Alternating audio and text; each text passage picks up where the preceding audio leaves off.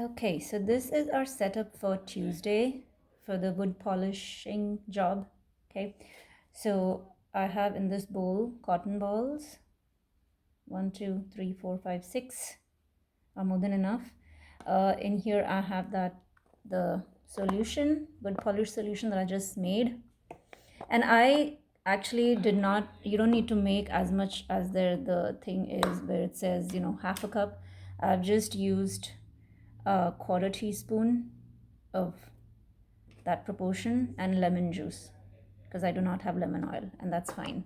Okay.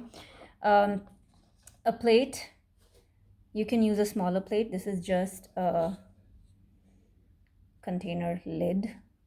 Okay, so basically the whole idea is that, the whole idea is that they are going to be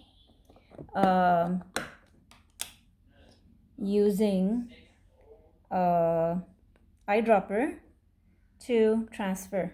And if you think you're not comfortable with your child using an eyedropper, I know a lot of the older kids know how to use this because they've been in the classroom and they know the squeeze release motion.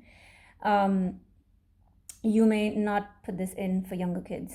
Okay, so but I have an eyedropper. Any medicine dropper will do. And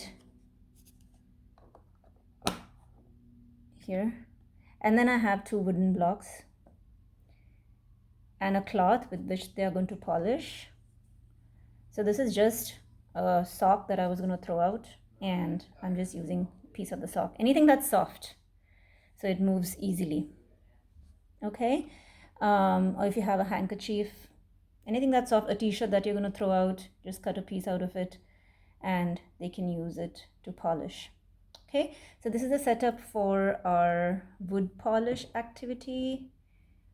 Yeah, and if you have any questions, let me know. Okay, thanks.